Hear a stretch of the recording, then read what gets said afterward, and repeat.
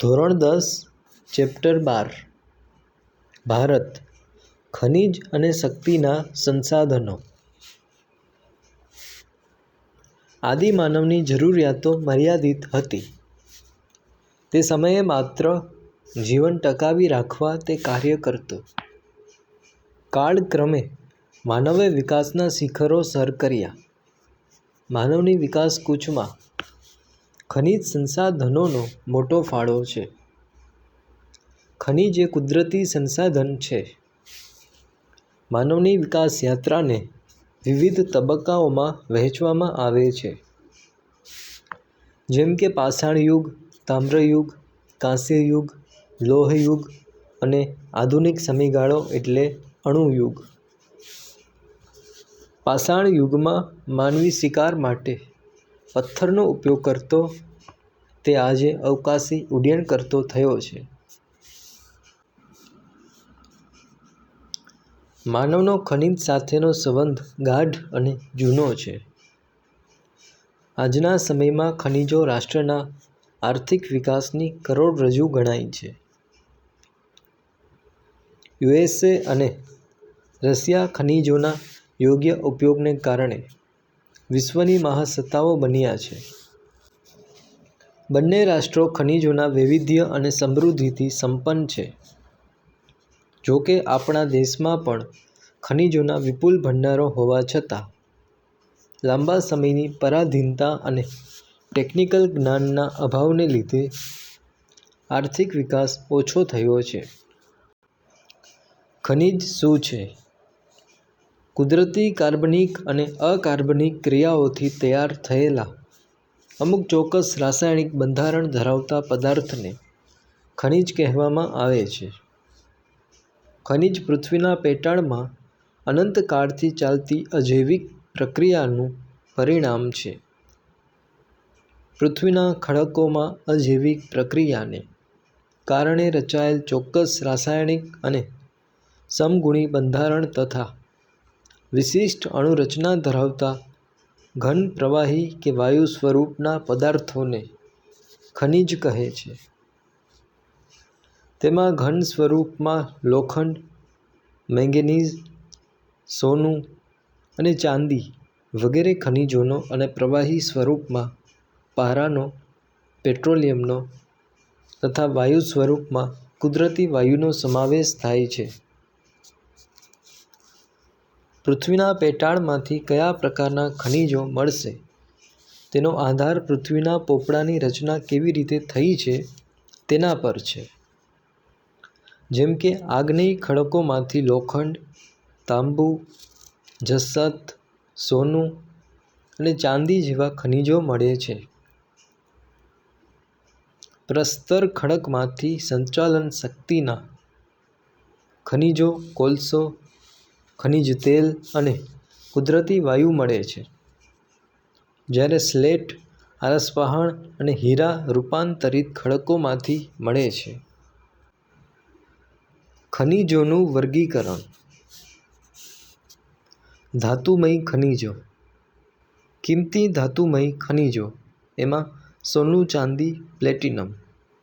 હલકી ધાતુમય ખનિજો એમાં magnesium oxide, ટિટાનિયમ. સામાન્ય ઉપયોગમાં લેવાતા ખનિજો એમાં લોખંડ, તાંબુ, સીસું, જસત, કલાઈ, નિકલ. મિશ્ર ધાતુ રૂપે વપરાતા ખનિજો ક્રોમિયમ, મેંગેનીઝ, ટંગસ્ટન, વેનેડિયમ.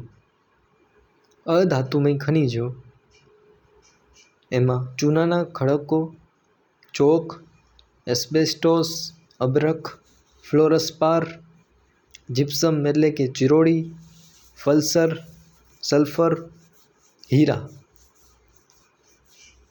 સંચાલન શક્તિ માટે ઉપયોગમાં લેવાતા ખનિજો એમાં કોલસો, ખનિજ તેલ, કુદરતી વાયુ, યુરેનિયમ, થોરિયમ.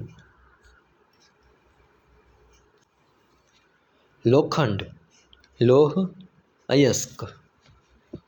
લોખંડ એ આધુનિક વિશ્વના ઔદ્યોગિક વિકાસના પાયા સમાન ખનિજ ગણાય છે. ટાંકણીથી માંડી મોટા યંત્રો, મોટરગાડીઓ, જહાજો, રેલવે, પુલ, મકાનો અને શસ્ત્રો બનાવવામાં તેનો વ્યાપક ઉપયોગ થાય છે. વળી તે સસ્તું, મજબૂત અને ટકાઉ પણ છે. મોટાભાગના રાષ્ટ્રોમાં તે સરળતાથી મળી આવે છે. તેનો અન્ય ધાતુઓ સાથે ભળી જવાનો ગુણ હોય તે મહત્વની ખનિજ માનવામાં આવે છે. લોખંડ અશુદ્ધ સ્વરૂપમાં મળે છે, તેથી તેની કાચી ધાતુને શુદ્ધ કરવા કોક અને ચૂના સાથે વિશાળ ભઠ્ઠીમાં તપાવીને ગાળવામાં આવે છે. તેને ઢાળનું લોખંડ અને ઢાળના લોખંડમાંથી કાર્બન તત્વ દૂર કરતા જે લોખંડ મળે તેને ઘડતરનું લોખંડ કહે છે. ભારતમાંથી મળતી લોખંડની કાચી ધાતુના 4 પ્રકાર છે: હેમેટાઇટ, મેગ્નેટાઇટ, લિમોનાઇટ અને સિડેરાઇટ. ભારતમાં સૌથી વધુ લોખંડ કર્ણાટક રાજ્યમાંથી મળે છે. તેના પછી ક્રમશઃ ઓડિશા, ઝારખંડ, છત્તીસગઢ અને આંધ્રપ્રદેશમાંથી પ્રાપ્ત થાય છે. આ ઉપરાંત ગોવા, રાજસ્થાન, તમિલનાડુ, મહારાષ્ટ્ર, મધ્યપ્રદેશ, કેરળ, ઉત્તર પ્રદેશ અને અસમ વગેરે રાજ્યોમાંથી લોખંડ મળે છે. મેંગેનીઝ. મેંગેનીઝને લોખંડ પોલાદ ઉદ્યોગ માટે મહત્વની ધાતુ ગણવામાં આવે છે. તેનો મુખ્ય ઉપયોગ લોખંડમાંથી પોલાદ બનાવવામાં થાય છે. તેના અન્ય ઉપયોગોમાં રાસાયણિક ઉદ્યોગો, બ્લીચિંગ પાવડર, કીટનાશક, સૂકી બેટરી અને ટાઇલ્સ બનાવવામાં થાય છે. ઉપરાંત ચામડાના ઉદ્યોગો, કાચ ઉદ્યોગ, દિવાસળી ઉદ્યોગ, ફોટોગ્રાફી, ચિનાઈ માટીના વાસણો બનાવવા અને રંગીન ઈંટો બનાવવામાં ઉપયોગી છે.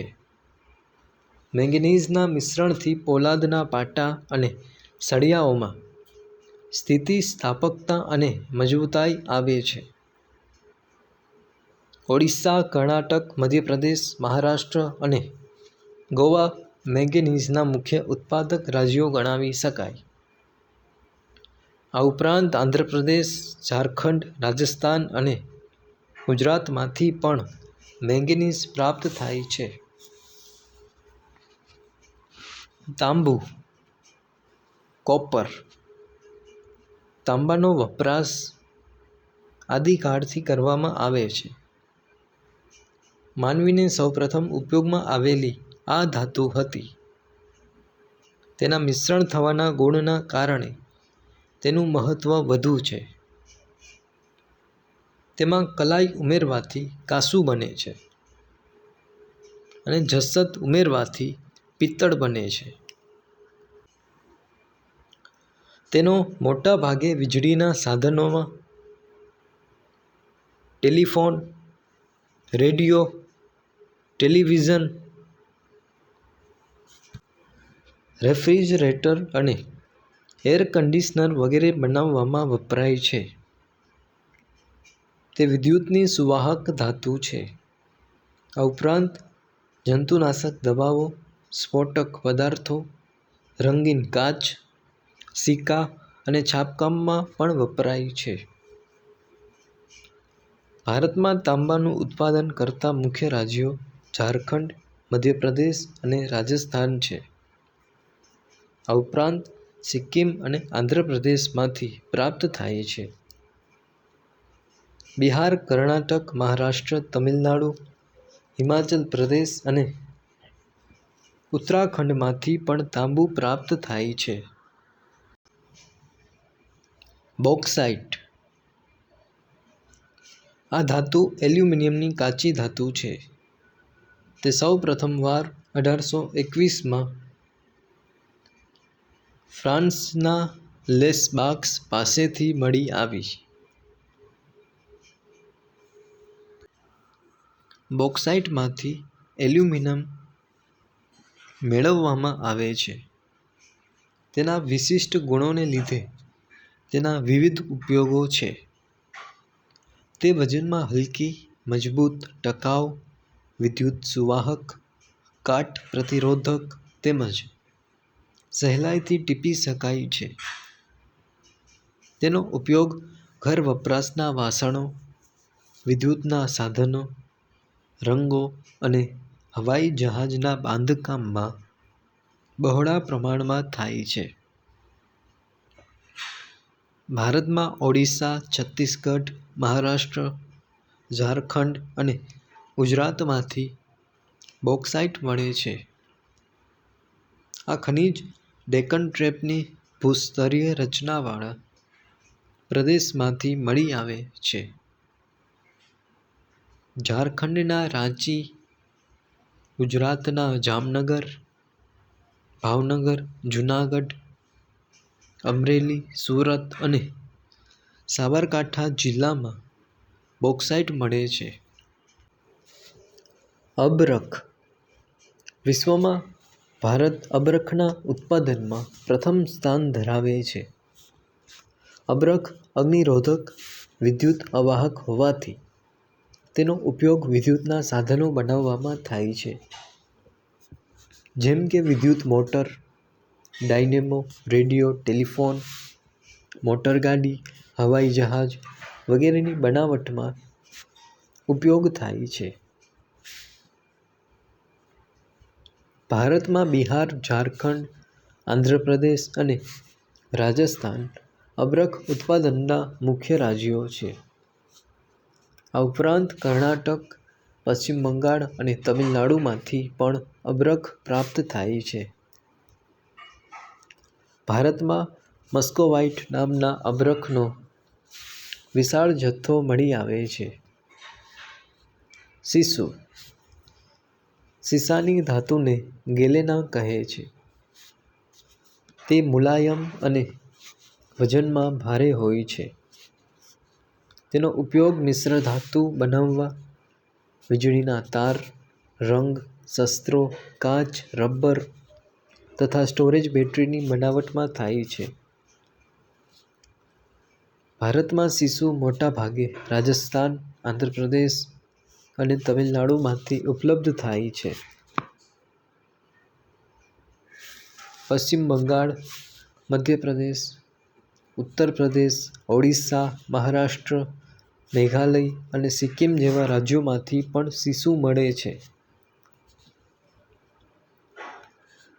સીસાનું ઉત્પાદન પુષ્કળ પ્રમાણમાં થતું હોવા છતાં આપણી જરૂરિયાતો પૂરી કરી શકાતી નથી. તેથી તેને વિદેશમાંથી આયાત કરવું પડે છે. ચૂનાનો પથ્થર. ચૂનાનો ઉપયોગ સિમેન્ટની બનાવટમાં મોટા પ્રમાણમાં થાય છે.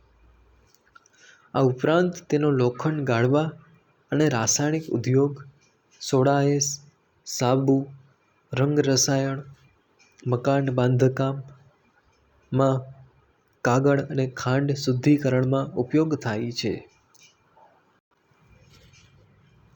દેશમાં 70% ચૂનાનું ઉત્પાદન કરતા રાજ્યો આંધ્રપ્રદેશ, રાજસ્થાન, મધ્યપ્રદેશ, ગુજરાત અને તમિલનાડુ છે. આ ઉપરાંત છત્તીસગઢ, કર્ણાટક, મહારાષ્ટ્ર અને હિમાચલ પ્રદેશ પણ ચૂનાના પથ્થર ઉત્પન્ન કરતા અન્ય રાજ્યો છે. ગુજરાતના મુખ્ય ઉત્પાદક જિલ્લા જૂનાગઢ, જામનગર, કચ્છ, અમરેલી અને ખેડા ગણાય છે. બનાસકાંઠા, મહેસાણા, સાબરકાંઠા, વડોદરા, પંચમહાલ, ભરૂચ, નર્મદા, સુરત, ભાવનગર અને રાજકોટ વગેરે જિલ્લાઓ ચૂનાના ખડકો ધરાવે છે. જામનગર જિલ્લામાંથી મળતા ચૂનાના પથ્થરોમાંથી 97% ચૂનાનું તત્વ મળે છે.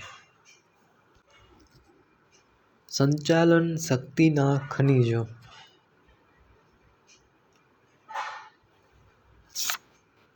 કોઈપણ રાષ્ટ્રના આર્થિક વિકાસના પાયામાં સંચાલન શક્તિના ખનિજો મહત્વનું સ્થાન ધરાવે છે.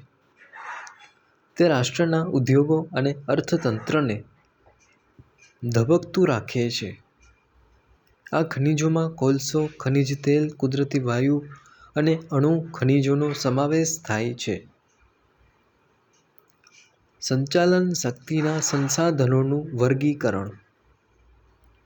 શક્તિ સંસાધનોનું જુદી જુદી રીતે વર્ગીકરણ કરી શકાય, જેમ કે પરંપરાગત અને બિનપરંપરાગત શક્તિ સંસાધનો તથા વ્યાપારિક અને બિનવ્યાપારિક શક્તિ સંસાધનો. કોલસો, ખનિજ તેલ, કુદરતી વાયુ અને અણુ ખનિજો પરંપરાગત કે વ્યાપારિક શક્તિ સંસાધનો ગણાય છે. તે પુનઃ અપ્રાપ્ય શક્તિ સંસાધન પણ છે. આ ખનિજોનો ઉપયોગ કરીને વીજળી મેળવાય છે.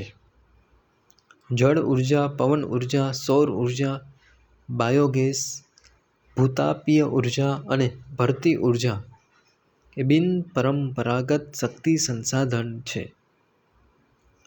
તેને પુનઃપ્રાપ્ય સંસાધન પણ ગણી શકાય. લકડીઓ, કોલસો, જલાવ લાકડું, છાણા જેવા બિનવ્યાપારી શક્તિના સંસાધનો છે. કોલસો. પ્રાચીન કાળથી માનવ કોલસાનો ઉપયોગ શક્તિ સંસાધન તરીકે કરતો આવ્યો છે. આપણને અહીં પ્રશ્ન ઊભો થાય છે કે કોલસો પૃથ્વીના પેટાળમાં કઈ રીતે બન્યો હશે?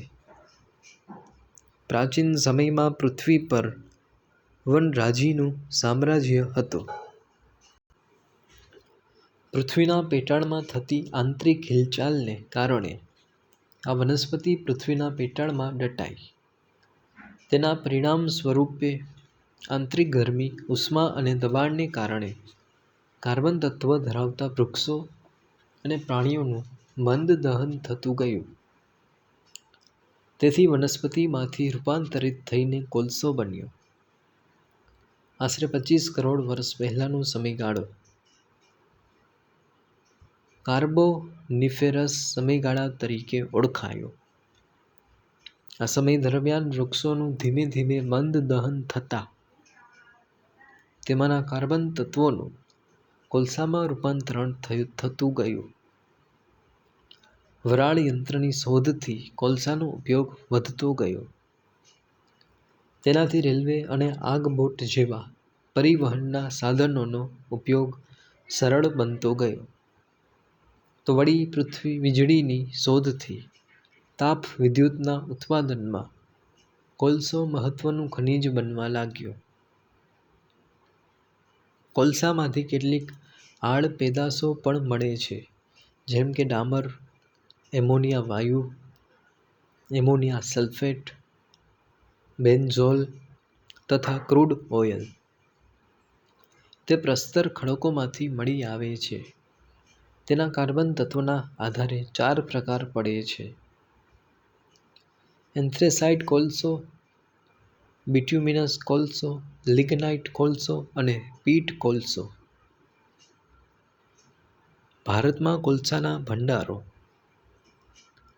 ભારતમાં કોલસો ઉત્પન્ન કરતા મુખ્ય રાજ્યોમાં ઝારખંડ, ઓડિશા, પશ્ચિમ બંગાળ, છત્તીસગઢ, મધ્યપ્રદેશ, જમ્મુ કાશ્મીર છે. આ ઉપરાંત રાજસ્થાન, તમિલનાડુ, અસમ અને ગુજરાતમાં પણ કોલસાનું ઉત્પાદન થાય છે. ગુજરાતમાં ખનિજ કોલસાના ક્ષેત્રો કચ્છ, ભરૂચ, મહેસાણા, ભાવનગર અને સુરત છે. અહીં લિગ્નાઇટ કોલસો મળે છે. ખનિજ તેલ, પેટ્રોલિયમ. રેત ખડકો, ચૂનાના ખડકો, શેલ જેવા પ્રસ્તર ખડકોમાંથી ખનિજ તેલ મળી આવે છે. પ્રાચીન સમયમાં કોલસાની રચનાની જેમ પૃથ્વી પરના પ્રાણીઓ ભૂગર્ભમાં દટાયા અને તેનું હાઇડ્રોકાર્બન્સમાં રૂપાંતર થયું. આ સ્વરૂપ લગભગ પ્રવાહી રૂપમાં હતું. આંતરિક હલનચલન થતાં આ સ્વરૂપના સ્તરો ધીમે ધીમે પૃથ્વીની સપાટી તરફ ઉંચકાતા ગયા. કેટલાક સમુદ્રના તળિયે આવ્યા તો કેટલાક પેટાળમાંથી ઉપર આવતા ગયા. ભારતમાં 1866માં અસમમાં તેલ શોધવા કૂવો ખોદવામાં આવ્યો. 1867માં માકુમ, અસમ ખાતે ખનિજ તેલ મળી આવ્યું. પછી ભારતમાં અન્ય સ્થળોએથી ખનિજ તેલના ભંડારો મળી આવ્યા. ભારતના ખનિજ તેલના ભંડારોને 5 વિભાગમાં વહેંચવામાં આવ્યા છે. ઉત્તર પૂર્વના તેલ ક્ષેત્રો, ગુજરાતના તેલ ક્ષેત્રો, બોમ્બે હાઈના તેલ ક્ષેત્રો, પૂર્વ કિનારાના તેલ ક્ષેત્રો, રાજસ્થાનના તેલ ક્ષેત્રો. ગુજરાતના તેલ ક્ષેત્રો. આઝાદી બાદ 1858માં ગુજરાતના આણંદ જિલ્લાના લુણેજ ખાતેથી સૌ પ્રથમ ખનિજ તેલ પ્રાપ્ત થયું. ત્યારબાદ અંકલેશ્વર, મહેસાણા, કલોલ, નવાગામ, કોસંબા, સાણંદ, અમદાવાદ, ગાંધીનગર, વડોદરા, ભરૂચ, આણંદ, ખેડા અને ભાવનગરમાંથી ખનિજ તેલ મળી આવે છે. ખનિજ તેલનું શુદ્ધિકરણ. ભારતની રિફાઇનરીઓમાં ગુવાહાટી, બરૌની, કોયલી, કોચીન, ચેન્નઈ, મથુરા, કોલકાતા અને હલ્દિયાનો સમાવેશ થાય છે.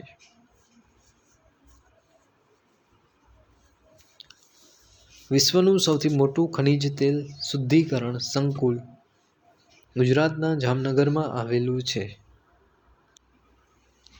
કુદરતી વાયુ નેચરલ ગેસ. કુદરતી વાયુ એ ખનિજ તેલની સાથે સંલગ્ન હોય છે. તેમાંથી છૂટો પડીને તે બહાર નીકળે છે. તે પ્રદૂષણ રહિત ઉર્જાનો સ્ત્રોત ગણાય છે. આપણા દેશમાં કુદરતી વાયુના ભંડારો ખંભાત બેસિન, કાવેરી બેસિન તથા જેસલમેર, રાજસ્થાનમાંથી પ્રાપ્ત થાય છે. ગુજરાતનું અંકલેશ્વર અને ગાંધાર ખનિજ તેલ અને કુદરતી વાયુનો ભંડાર ધરાવતું ક્ષેત્ર ગણાય છે. ઉર્જાના બિનપરંપરાગત સાધનો. કોલસો કે ખનિજ તેલ જેવા શક્તિના સંસાધનો મર્યાદિત જથ્થામાં ઉપલબ્ધ છે. તેને લાંબા સમય સુધી બચાવી રાખવા તેના વિકલ્પો શોધવાના પ્રયત્નો શરૂ થયા. તેના વિકલ્પ રૂપે પવન ઉર્જા, સૌર ઉર્જા, બાયોગેસ, ભરતી શક્તિ અને ભૂતાપીય ઉર્જાનો સમાવેશ થાય છે. આ બધા ઉર્જા સ્ત્રોત પુનઃપ્રાપ્ય ઉર્જાના સંસાધનો છે. કેટલાક તેને અખૂટ શક્તિ સંસાધન તરીકે ઓળખાવે છે. વિશ્વના દેશોએ આ દિશામાં પગલાં લીધા છે. US, Russia, France, Canada, Australia, Netherland અને જાપાન વગેરે દેશો આ દિશામાં અસરકારક રીતે આગળ વધી રહ્યા છે. 1981માં ભારતમાં commission for additional sources of energy CASEની રચના કરવામાં આવી. ગુજરાતમાં Gujarat energy development agency GEDA, Gujarat ઉર્જા વિકાસ સંસ્થા આ દિશામાં કામ કરી રહી છે. સૌર ઉર્જા સોલાર એનર્જી. સૂર્ય પૃથ્વી પરની ઉર્જાનો મુખ્ય સ્ત્રોત ગણાય છે. તે વર્ષના મોટા ભાગના દિવસો દરમિયાન પ્રકાશિત રહે છે. સૌર ઉર્જાને કારણે સમગ્ર પૃથ્વીનું જીવાવરણ ધબકતું રહે છે. સૌર ઉર્જાની ટેકનોલોજી વડે ભારતમાં ઘણી બધી પ્રગતિ થઈ છે. સોલર કૂકરનો ઉપયોગ રસોઈ બનાવવા, સોલર હીટરનો ઉપયોગ પાણી ગરમ કરવા અને સોલર પેનલ દ્વારા વીજળી ઉત્પન્ન કરવામાં આવે છે. ગુજરાત દેશમાં સૌથી વધુ સૌર ઉર્જા મેળવતું રાજ્ય છે. ગુજરાત એનર્જી વિકાસ એજન્સી GEDA ગેડા એ છાણી વડોદરા પાસે 10 ટનની ક્ષમતાવાળું સૌર શીતાગાર સ્થાપ્યું છે. વર્તમાન સમયમાં વીજળી વગરના ગામોમાં દીવાબત્તી, સ્ટ્રીટ લાઇટો, ખેતરોમાં સિંચાઈ અને ટીવી માટે સોલર પેનલ બેસાડવામાં આવે છે. ગુજરાતના ભુજ પાસેના માધવપુરમાં દરિયાના ખારા પાણીનું ડિસેલિનેશન કરવા માટે મીઠું પાણી બનાવવા સૌર ઉર્જા પ્લાન્ટ સ્થાપવામાં આવ્યો છે. આજે દેશમાં સૌર ઉર્જાથી ચાલતા ઉપકરણોનો વ્યાપ વધ્યો છે. પવન ઉર્જા વિન્ડ એનર્જી. પૃથ્વીની સપાટી પર સૂર્ય ઉષ્મા ઉર્જા વરસાવે છે. વાતાવરણમાં રચાતા ભારે અને હલકા દબાણને કારણે પવનો ઉદ્ભવે છે. આપણા દેશમાં સાગર કિનારે અને ખુલ્લા પ્રદેશોમાં પવનચક્કીઓ દ્વારા પવન ઉર્જા મેળવવામાં આવે છે. વિશ્વમાં ભારત પવન ઉર્જા મેળવતો 5મો દેશ બની ગયો છે. ભારતમાં પવન ઉર્જા મેળવતા રાજ્યોમાં ગુજરાત, તમિલનાડુ, મહારાષ્ટ્ર, આંધ્રપ્રદેશ, ઓડિશા, કર્ણાટક, મધ્યપ્રદેશ અને કેરળનો સમાવેશ થાય છે. ગુજરાતમાં જામનગરના લાંબા ગામે અને કચ્છના માંડવીના સમુદ્ર કિનારે વિન્ડ ફાર્મ કાર્યરત છે. દેવભૂમિ દ્વારકા, જામનગર, કચ્છ, રાજકોટ, પોરબંદર વગેરે જિલ્લાઓમાં સિંચાઈ ઉપર પવનચક્કીઓ સ્થાપીને વિદ્યુત ઉત્પન્ન કરવામાં આવે છે. બાયોગેસ.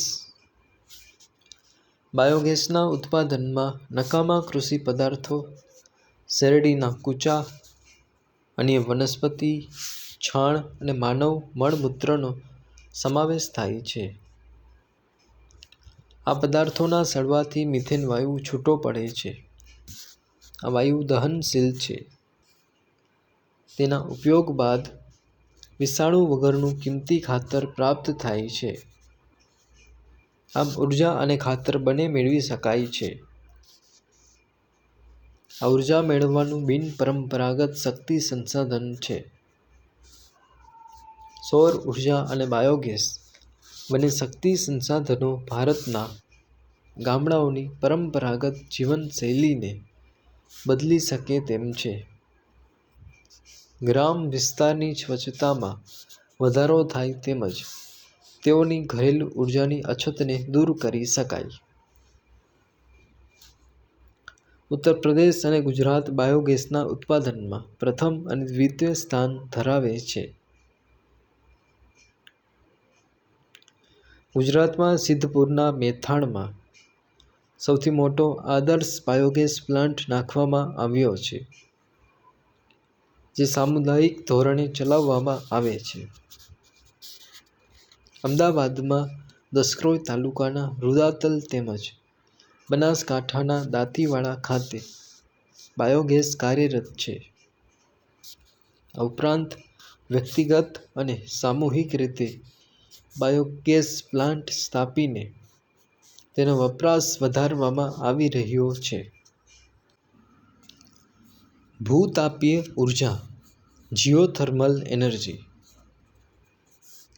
ભૂસંચલનીય પ્રક્રિયાને કારણે ભૂગર્ભમાંથી વધારાની વરાળ સપાટી પર આવવાનો પ્રયત્ન કરે છે. આ વરાળને નિયંત્રણમાં લઈ જે ઉર્જા મેળવાય છે તેને ભૂતાપીય ઉર્જા કહે છે. કેટલીક વાર ભૂસપાટી હેઠળ ઉતરેલું ભૂમિગત જળ મેગ્માના સંપર્કમાં આવે છે અને પછીથી વરાળમાં ફેરવાય છે. સમય જતાં ભૂસપાટી પર આવતા ઉષ્ણઝરા અને ઉષ્ણ ફુવારા થકી પણ આ ઉર્જા મેળવાય છે. ગુજરાતમાં લસુંદરા, ઉનાઈ, ટુવા અને તુલસીશ્યામ ખાતે ગરમ પાણીના ઝરા આવેલા છે. તેમાંથી ભૂતાપીય ઉષ્મા ઉર્જા મેળવવાની શક્યતાઓ રહેલી છે. ભરતી શક્તિ. સૂર્ય અને ચંદ્રના ગુરુત્વાકર્ષણના કારણે પૃથ્વીની સપાટી પરના મોટા ભાગના સમુદ્રોમાં ભરતી ઓટની પ્રક્રિયા સતત ચાલતી હોય છે. પાણીની આ શક્તિનો ઉપયોગ માનવીએ વીજળી મેળવવામાં કર્યો. ભરતીના પાણીમાં શક્તિ વધુ હોય છે. તેની સાથે ટર્બાઇન ગોઠવીને વિદ્યુત શક્તિ મેળવવામાં આવે છે. 1966માં ફ્રાન્સે ભરતી ઓટની મદદથી વિદ્યુત મેળવવાની યોજના અમલમાં મૂકી. ભારતમાં વિશાળ દરિયા કિનારો હોવાથી ભરતી ઉર્જા મેળવવાની શક્યતા રહેલી છે. ગુજરાતમાં કચ્છ અને ખંભાતના અખાતમાં આ યોજનાનો આરંભ કરવામાં આવ્યો છે. ખનિજ સંરક્ષણ. માનવજાતિના અસ્તિત્વ અને વિકાસ માટે ખનિજો જરૂરી છે. આ બાબતે માનવે પોતે પણ વિચાર કરવો આવશ્યક બને છે. માનવે ખનિજોના સંરક્ષણ માટે કેટલીક બાબતો વિચારવી રહી. સંરક્ષણ કોને કહેવાય? ખનિજોનો કરકસરયુક્ત અને સુયોજિત ઉપયોગ એટલે ખનિજ સંરક્ષણ. આજે દરેક રાષ્ટ્ર પોતાના વિકાસ માટે નિકાસ વધારવાનો પ્રયત્ન કરે છે. નિકાસ વધારી વિદેશી હૂંડિયામણ મેળવવા ખનિજોનો બેફામ ઉપયોગ કરે છે. તેથી ખનિજ સંરક્ષણ જરૂરી બન્યું છે. ખનિજ સંરક્ષણ માટેના ઉપાયો. યોગ્ય ટેકનોલોજીનો ઉપયોગ. ખનિજ મેળવવા માટે યોગ્ય ટેકનોલોજીનો ઉપયોગ કરવામાં આવે તો ખનિજો વેડફાઈ જતી અટકાવી શકાય છે. પુનઃચક્ર. લોખંડ, તાંબુ, એલ્યુમિનિયમ અને કલાઈના નકામા ભંગારને ફરીથી ઉપયોગમાં લેવા જોઈએ. ખનિજનો વૈકલ્પિક ઉપયોગ. ઓછા પ્રમાણમાં પ્રાપ્ત થતા ખનિજોના વિકલ્પો શોધવા જોઈએ. વિદ્યુતના સ્થાને સૌર વિદ્યુતનો ઉપયોગ, તાંબાના સ્થાને એલ્યુમિનિયમનો ઉપયોગ, પેટ્રોલને બદલે સીએનજીનો વપરાશ વધારવો જોઈએ. બિનપરંપરાગત સાધનોનો ઉપયોગ. જળ, સૌર, પવન, બાયોગેસ જેવા બિનપરંપરાગત સાધનોનો ઉપયોગ વધારવો જોઈએ. પોષણક્ષમ વિકાસ, ટકાઉ વિકાસ. પર્યાવરણની ગુણવત્તા જાળવી રાખી ભવિષ્યની પેઢીને શુદ્ધ પર્યાવરણની ભેટ આપવી. પ્રદૂષણ મુક્ત પર્યાવરણના પ્રયત્નો કરવા જોઈએ.